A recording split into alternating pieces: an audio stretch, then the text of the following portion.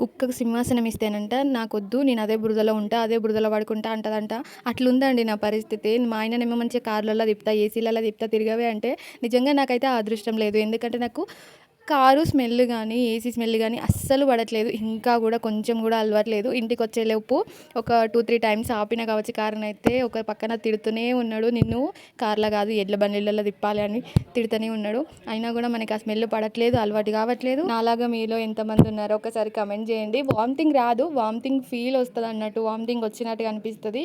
నిజంగా దాన్ని భరించడం కంటే నిజంగా ఓ బస్సులో బండి మీద వస్తే బెటర్ అని నా ఫీలింగ్.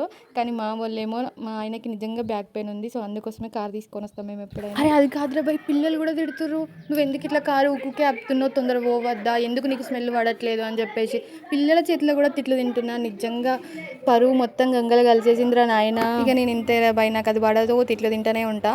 ఒకసారి చెట్టు చూడండి ఎంత బాగుందో, చెట్టు మొత్తం గ్రీన్గా మొత్తం ఆకులతో రెండిపోయింది, మంచిగా అనిపించింది చూడంగానే.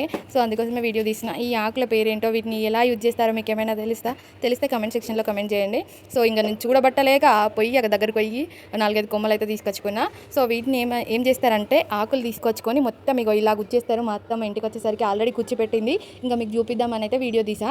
అలా గుచ్చి మొత్తం దారానికి అట్లా గుచ్చి ఎండబెడతారు. వాటిని ఎండబెట్టిన తర్వాత విస్తరాకులాగా కుట్టుకుంటారు వేప పుల్లలతోటి. సో ఇదండి వీటి చెట్టు స్టోరీ. ఎలా ఉంది. ఇంకా చెట్టు పేరు విషయానికి వస్తే మోదుగు చెట్టు, మోదుగు ఆకులని అంటారు. నాకు తెలిసి అయితే మా సైడ్ అలానే అంటారు. ఇంకా మీకు ఏదన్నా వేరే పేరు తెలిస్తే ఒక్కసారి కమెంట్ సెక్షన్లో కమెంట్ చేయండి. ఇక ఉంటా అండి నేను.